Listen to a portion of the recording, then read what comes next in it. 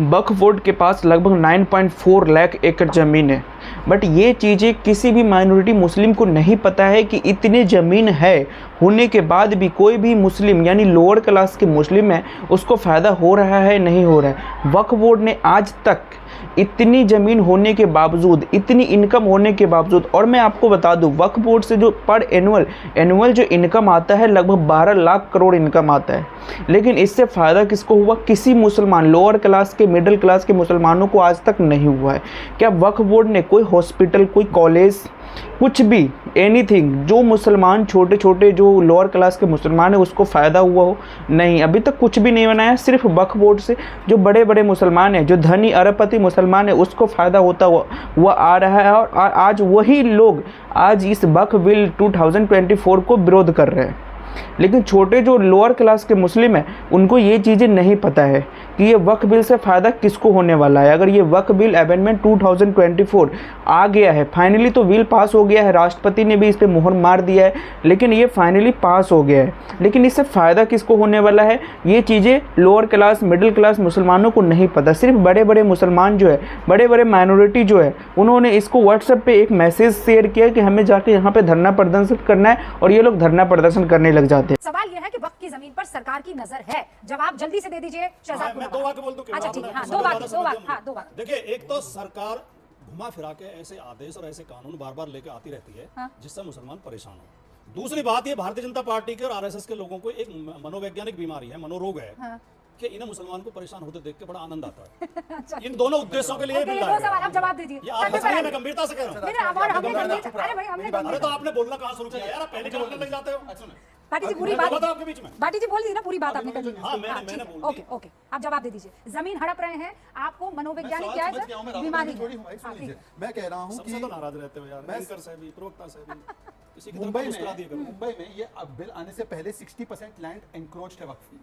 लखनऊ में 78% एनक्रोच्ड है, हैदराबाद में 75% एनक्रोच्ड है। तीसरी बात मैं पूछना चाहता हूँ, सिर्फ एक सिंपल बात पूछना चाहता हूँ कि अब इसको बिना इंटरप्ट करे, बेत द्वारका में कृष्ण जी की जमीन पर वक्फ ने दावा कर दिया। कृष्ण जी पहले आए या कुरान पहले आए? मैं बोलता हूँ कि कृष्ण जी पहले आए। अब ये बता दें, यदुवंशियों की पार्टी है, महाकुंभ की जमीन पर वक्फ का दावा है। मैं पूछना चाहता हूँ कि महाकुंभ की जमीन पर हो सकता है? 1500 साल पुराना शिव जी का मंदिर, आप और मैं दोनों जानते हैं मोहम्मद सल्लल्लाहु अलैहि वसल्लम पर 1400 साल पहले कुरान नाजिल हुई। रुबेका जी, आप तो मुझसे ज्यादा जानती हो कुरान के बारे में। 1500 साल पुरानी जमीन पे कैसे उन्होंने कब्जा कर लिया? इस पे मैं पूछना चाहता हूँ, एक स्पेसिफिक जवाब दीजिए कि कृष्ण जी पहले आए या कुरान पाक पहले? ओके भाटी जी 30 सेकंड्स में, हाँ 30 सेकंड, हाँ, भाटी 30 सेकंड। एक केरल के गांव को कोई किस्सा सुनाते हैं, एक द्वारका का आज सुनाया इन्होंने। इस तरह के एक दो अर्जी फर्जी किस्सा सुना के ये सिद्ध करना चाहते हैं कि ये सारे मुसलमान बेईमान हैं, चोर हैं, सारी वक्त की प्रॉपर्टी विवादास्पद है। यही तो कहना चाह रहे हो आप? वक्फ बोर्ड मुसलमान है भी कह देते हैं। वक्फ बोर्ड मतलब सारा मुसलमान। वक्फ बोर्ड सिखों का है? नहीं, वक्फ बोर्ड मुसलमान, सिखों का है। वक्फ बोर्ड करप्ट हिंदुओं का, जैनियों का, जैनियों का। मुस्लिम, अच्छा, करप्ट हैं, कुछ मुस्लिम करप्ट हैं, क्यों कुछ नहीं होते? इसलिए आप उनमें हिंदुओं को ला रहे हैं।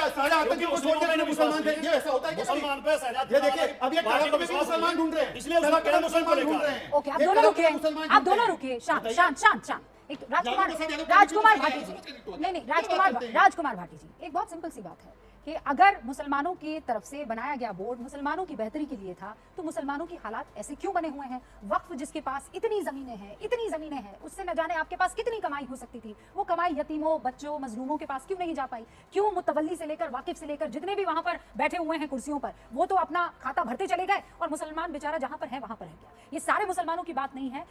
बाकायदा मुफ्ती ज़ियाई साहब यहाँ पर बैठे हुए हैं, आप उनको तो ये नहीं कहेंगे कि ये मुसलमान नहीं है। वो बाकायदा 5 वक्ता नमाजी है, और मुझे तो लगता है चाश्त की भी नमाज पढ़ते होंगे, और उसके आगे जो बचती नमाजें हैं वो भी पढ़ते होंगे। मुफ्ती साहब ये बताइए कि जो बोर्ड में बैठे हुए लोग हैं, क्या उन्होंने ईमानदारी से काम किया है? मुझे सच बताइएगा। रुबिका जी, मैं पूरे देश के सामने आपके चैनल के माध्यम से कहना चाहता हूं कि गरीबों का माल हड़पा गया, गरीबों के ऊपर में उनके साथ जुल्म और ज्यादती की गई। उन सत्ताधारी के लोगों ने, उन कुर्सी पर बैठे लोगों ने, सीईओज ने, वकफ के जिम्मेदारों ने, वकफ के मिनिस्टर्स ने, महाराष्ट्र से लेकर गुजरात तक, गुजरात से लेकर उत्तर प्रदेश तक और दूसरी तमाम रियासतों में, तेलंगाना के में तकरीबन 1200 एकड़ से ज्यादा जमीनें जो मुसलमानों की वक्फ की थी, वो सारी की सारी बेच दी गई। शमशाबाद एयरपोर्ट हो, दरगाहों की जमीनें हो, उन सब जगहों पर आज वहाँ पर बड़े बड़े शादी हॉल बना करके सत्ताधारी अपने इस्तेमाल के लिए इस्तेमाल करते हैं। बेचने वाला कौन? बेचने वाले वो सब वक़्फ़ के जिम्मेदारान थे, जो प्रॉपर्टी पर काबिज थे, जिनके पास ताकत थी, जिनके पास ये सत्ता वक्फ के था, जिनके जिम्मेदार पास कौन कुर्सियां थे? थी। ये यकीनन वो ट्रस्टियान, वो औकाफ के अंदर में बैठे हुए लोग और सरकार ये में कौन बैठे से हुए धर्म से ताल्लुक रखने वाले थे मुफ्ती साहब? नहीं, उसमें धर्म की बात नहीं थी, उसमें धर्म के दोनों धर्म के मानने वाले लोग थे, क्योंकि मैं जानता हूं कि विलासराव देशमुख ने महाराष्ट्र में हजारों एकड़ जमीनें बेच दी, उसके रिकॉर्ड हमारे पास मौजूद हैं। हमने तो वक़्फ़ को तमाम शवाहिदात दिए, तकरीबन 60 से ज्यादा नहीं, लोगों पर के। विलासराव देशमुख के पास में अख्तियार नहीं था ना मुफ्ती नहीं, साहब। उस वक्त सीएम थे ना, जिनको सीएम महाराष्ट्र थे ना। सीएम थे, सीएम के नाक के नीचे सब हो उसके रहा था, ज़माने ये में आप कह जब बेचा सकते गया, हैं। उनका नाम बाज़ाब्ता लेकिन तौर पे लेकिन उसमें जिनके आया। सिग्नेचर बनते हैं, जो उस कुर्सियों पर बैठे हुए थे, मैं इसीलिए आपसे ये सवाल पूछ रही हूँ क्योंकि क्लैरिफाई हो जाना चाहिए कि बिल्कुल सही कहा आपने। क्योंकि वक्फ में मुसलमान थे तो कौम का ही आदमी था ना, जिसने कौम को दरकिनार करते हुए जमीनों को बेच दिया और अल्लाह के राह में दी गई उस प्रॉपर्टी का नाजायज इस्तेमाल किया, है कि नहीं? बिल्कुल रूबिका जी, बिल्कुल सही कहा आपने। अल्लाह की बारगाह में दी हुई उन जमीनों का बेजा इस्तेमाल करके अपने जाती मफाद के लिए अपने बैंक अकाउंटों को भरा और साथ ही साथ बिल्डरों को जमीनें कौड़ी के भाव में एनओसीज देकर के उस पर बिल्डिंगें बनवा करके अपने घर बनवा लिए लोगों ने, लेकिन गरीबों को वो हक नहीं मिल पाया जो गरीबों का हक था, उन बेवाओं का हक था, उन यतीमों का हक था, उनको नहीं दिया गया, उनके साथ जुल्म और ज्यादती हुई। हम तो आमतुन नास मुसलमान की बात हम तक पहुंचा रहे हैं कि आम मुसलमान ये कहता है कि अगर हम तक वो बात पहुंचेगी हमारे फायदा होगा, तो यकीनन ये कानून अच्छा है जिसके अंदर में आम मुसलमानों का भला हो जाए, गरीब मुसलमानों का भला हो जाए और सत्ताधारियों के लोगों को उस कोर्ट में जाना चाहिए, सीबीआई इंक्वायरी उनके ऊपर होनी चाहिए जिन लोगों ने इस तरीके के कार्य किए हैं और मुसलमानों के और गरीबों का माल हड़प किया है, उनके ऊपर में पूरी कार्रवाई होनी चाहिए। All right, मैं जाहिद वो साहब। देश के सामने रखना चाहता हूं। नहीं, आप रखिएगा क्योंकि मुझे जुल्म मुझे हुआ है मुझे हमारे सेतु ने कहा था कि आपने ये कहा है कि आपको वक्त नहीं मिल पा रहा है। इनफैक्ट ये सारे मेहमानों की शिकायत रहती है कि उनको वक्त नहीं मिल पाता है। वो आनंद दुबे जी भी हमारे साथ बैठे हुए हैं। आनंद जी, आप जानबूझ के ऐसे आंखें बंद करते हैं ना, जानबूझ के करते हैं ना आप मेरे शो में, ताकि मेरा ध्यान आपकी तरफ जाए और मैं आपके पास आऊं बात करने के लिए, नहीं हैं? नहीं और वक्त बिल पर भी आप ऐसे ही कर रहे हैं ना, आंखें बंद करके यही कोशिश कर रहे हैं ना। आज मैंने आपको पकड़ लिया है, अब ये रूबिका जी, चीटिंग रोज नहीं नमस्ते। चलेगी, ठीक है आनंद जी? बहुत रूबिका जी नमस्ते। एक बहुत पुरानी गजल याद आ गई मुझे। हंगामा क्यों है बरपा, थोड़ी सी जो पी ली है, डाका तो नहीं डाला, चोरी तो नहीं की है। ये बहुत प्यारी गजल है।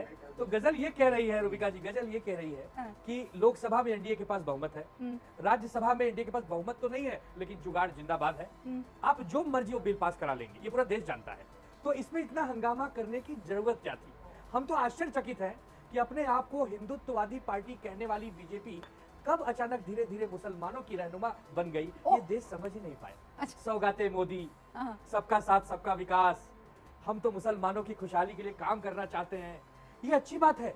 हम तो बहुत प्रसन्न हैं कि जो लोग हमसे कहते थे दुबे जी हिंदुत्व का सर्टिफिकेट दिखाओ, आपने हिंदुत्व छोड़ दिया है, आज उन्हें हमें सर्टिफिकेट दिखाने की कोई जरूरत नहीं, क्योंकि वो तो मुसलमानों के रहनुमा बन ही चुके हैं। तो मतलब हमारे वक्फ हिंदुत्व जो को है परिचय वो रूबिका जी मुसलमानों की लगता बेहतरी नहीं। के लिए ये संशोधन आ रहा है, आपने एकदम दबे हुए लहजे में बिल्कुल, ये बीजेपी सरकार का कह सपोर्ट रही कर दिया है। ये सरकार कह रही है, ये सरकार कह रही है। अरे और सरकार कह रही के है, अधीन तो हम सब लेकिन नतमस्तक लेकिन हैं। आनंद भाई, सरकार आप तो सुनिए, आपसे भाई बात बात कर रही है। हूँ और संजय राउत इस वक्त सदन में बोल भी रहे हैं, ठीक है? आप डिबेट कीजिए, मैं आपको सुनूंगी, संजय जी को भी हम सुनेंगे, नो डाउट अबाउट इट। लेकिन प्लीज मुझे ये बताइए, आपने कहा कि ये बड़े रहनुमा बन गए हैं, हम पर आरोप लगाते थे कि ये मुसलमानों का ख्याल रखने वाली पार्टी बन गई है, हिंदुत्व का झंडा बुलंद करने वाली, तो आज आप मानते हैं कि बीजेपी मुसलमानों का ख्याल रखने के लिए ये संशोधन लेकर आई है, राइट? अरे बिल्कुल, बीजेपी तो यही कह रही है। तो आपने लेकिन पक्ष हमें में सिर्फ वोट किया ये है कि पूछना विपक्ष में? शहजाद भाई आप बैठे हैं, नहीं हमने तो अपने कुछ प्रस्ताव थे जो कल अरविंद सावंत जी ने अपने भाषण में भी कहे और बाद में जब ध्वनि यंत्रणा से वहां वोटिंग होती उस पर भी उन्होंने अपने